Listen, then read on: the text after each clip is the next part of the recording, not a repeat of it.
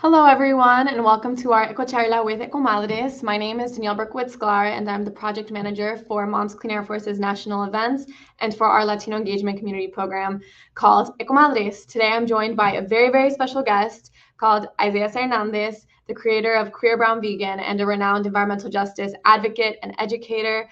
Isaias, bienvenido a nuestra EcoCharla. Welcome to our climate chat with EcoMadres.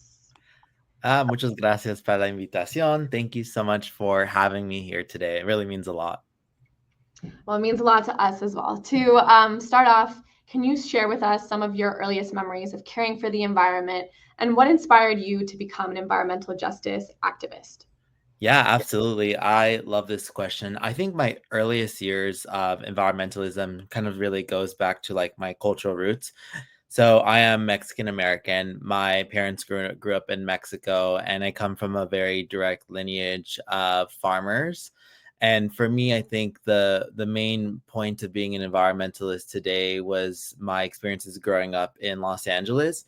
So my parents had immigrated to the United States in the 1980s to kind of start this idea of the American dream or the generational wealth concept. And for me, I think growing up in poverty, it really shaped my experiences of understanding the haves and have-nots in environments. So, for example, like in my community, very vividly, like live right across the street from the Metrolink train station, which you would have heavy freight trains and Metrolink that would pass by your house at like 5 in the morning and wake you up to know that you had to get ready for school. And I lived nearby chemical facilities. And I remember like at a young age, like my parents were like, you can't go outside. Like if you're going to go outside, keep it very minimal. And those experiences really started to kind of conglomerate in my mind of like, what does it mean to be in a healthy environment? Like when I'm at a park and I can run with my family on the weekends when they take me there versus when I'm at home, I couldn't really go outside my apartment. And so I think for me, like what got me very more invested is like, I think as a teenager, like I would go on weekends to work as a gardening assistant for my dad because he's a gardener. And, we'd go to all these like affluent homes in the Los Angeles region. And I remember very clearly being like, wow, these communities are rich, but they're also like have access to clean air. They have a lot of green spaces. They have, they don't have any types of issues that my community has because we're poor, but they're rich and they worked hard for it. And that's when I started to realize more and more, like as I developed health related issues that 60% of your health is determined solely by your zip code, and then the around 30% is based on genetics from the environmental justice concept. And that's where I feel like my passion for environmentalism kind of came as a conglomerate of experiences of both curiosity, sadness, struggle, but also questioning of like, is this really by design or is it by accident? Because not all environments are supposed to look like this. And that made me pursue my degree in environmental science to actually understand these systems and how we could really understand it from the policy side, from the biological side, but also the economic side when communicating to my community why these types of issues matter. Thanks for sharing that, Isaiah. For EcoMadres, it's amazing to see and very inspirational to see how your firsthand experiences with environmental injustices have actually helped to shape your voice and a platform that has reached and resonated with so many people. At EcoMadres, we focus on engaging Latino families as well, and our focus has always been on engaging families and caregivers to advocate for health protections against climate impacts and air pollution, especially because we know that migrant communities of color are disproportionately located near sources of toxic pollution or in places that are more susceptible to the impacts of climate change. Without, the proper infrastructure, resources, political power, and support to adapt, migration can become a last resort for a lot of families. As you're aware, we're at EcoMadres launching an initiative in the new year to highlight personal stories of climate-induced displacement with a focus on the journeys of mothers who have been impacted. How can we shed light on climate-induced migration in a way that centers the needs of displaced communities and effectively amplifies their voices? Yeah, I love this question. I think it really starts off with understanding communities in the ways that we talk. So I think it's important to know that in the United States, the way that we frame the ecological crisis can sometimes seem as a far issue. And one of the ways I've been able to kind of bridge that is talking about the border and surveillance industry.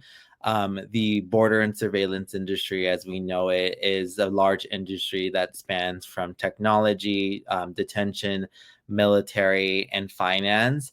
And these types of industries conglomerate with other industries to invest in the detention of migrants. And it really allows us to understand first the idea of, the concepts around climate refugees, or people who are being displaced, or either cross-border displaced, because being displaced from a country to a different country has a different privileges versus being displaced within a state in the United States to a different state. And so I think that for me, being able to make the connections of immigration and social justice has always been linked to environmental justice, has allowed people to further understand that, it's not just that we're talking about farm workers' rights. We're not just talking about the workers that are working in these toxic industries. We're also talking about the ways in which our families are going to have to secure themselves and to ensure that their safety is guaranteed. And I think, to me, the other thing is that the environmental movement hasn't really been able to really effectively illustrate that messaging when it comes to Latino communities. And I think that's mainly because for a lot of the times, Latino communities in politics have been subjected to this idea of immigration. And while I think that, Latinos have a long history of contributing to economics, innovation, technology, the solutions focused ways of understanding our communities, we've often been shorthanded of a lot of those resources and those promises. And so for me, when I go into these communities, specifically migrant communities, I think that sometimes the climate movement itself needs to take a step back to understand the different needs of how they have to navigate when talking about these things, especially because it can endanger the lives of those that they're already protecting or advocating for.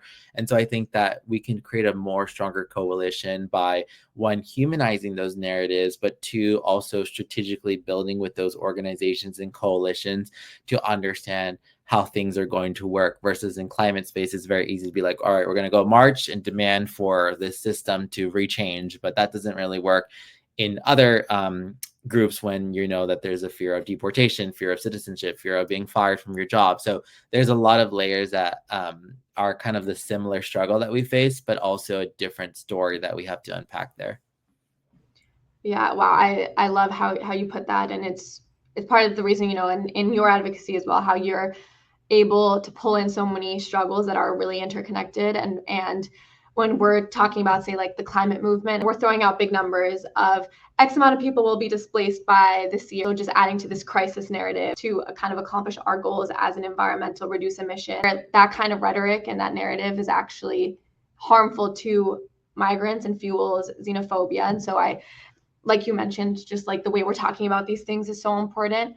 Migration, including that of non-human species, has really just been a natural response to changes in the world around us that our bodies, our minds cannot withstand. But, today's climate crisis is human caused, and the communities that are least responsible for it are also bearing the brunt of it. And something you've talked about a lot is that LGBTQ plus individuals, especially people of color, are disproportionately impacted by climate disasters, experiencing higher rates of displacement, but also worse conditions during recovery.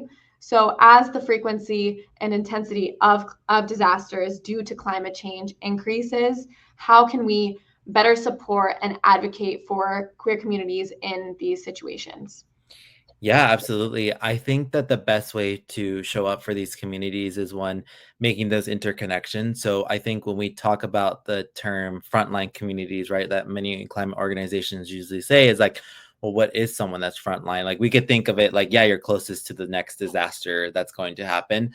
But frontline communities are very unique. They are typically people who have been marginalized, whether that's people who are in poverty in urban areas or rural areas, people who are Black, Indigenous, Latino, Asian, people who are disabled, people who are undocumented, people who are queer and trans.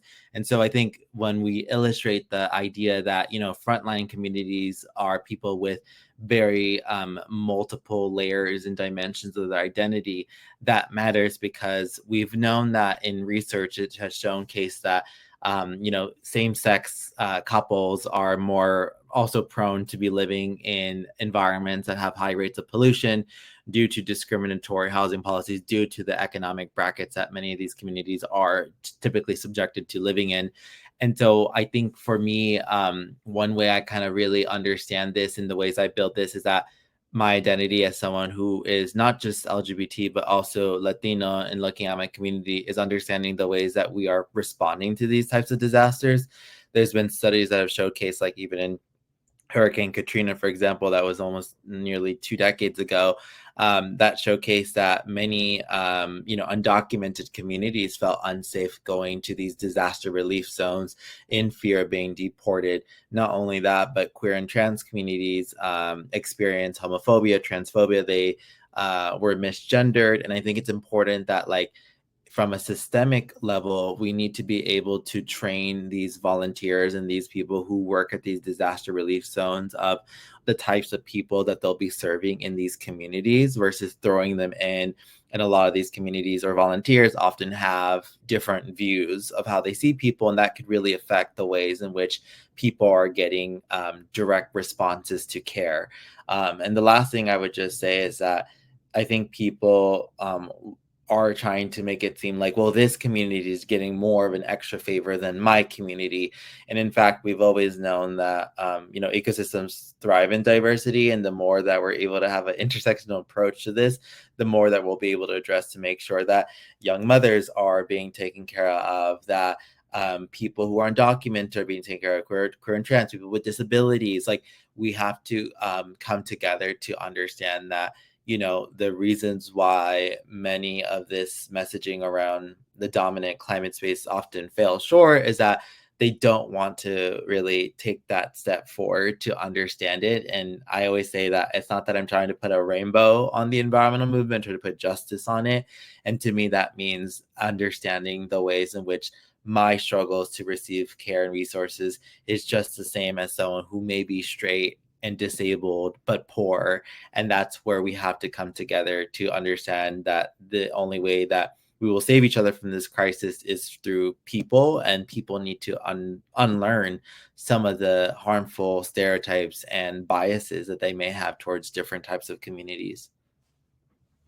Thank you so much, Isaias, for naming that. And I think, yes, especially if you're in this movement, you're advocating for disaster preparedness programs and whatever it may be. And that's where the intersectional approach is so, so important and critical. And we will never get anywhere unless that's the way we're thinking through these things, especially if you're at the forefront of advocating for policies and for change and for resources. Like, which communities are they flowing into first? It should be the communities that need them the most. And I think it's so important that you advocate for us to approach these issues through a lens of justice. The Queer Brown Vegan platform has also been shown people, especially younger audiences, that you can also be a queer environmentalist, that there is a space for everyone in a movement that has historically excluded queer, brown communities. The incredible space that you've created for intersectional education with humor, with storytelling, with creativity has been such an inspiration for EcoMadres and for Moms Clean Air Forest to witness.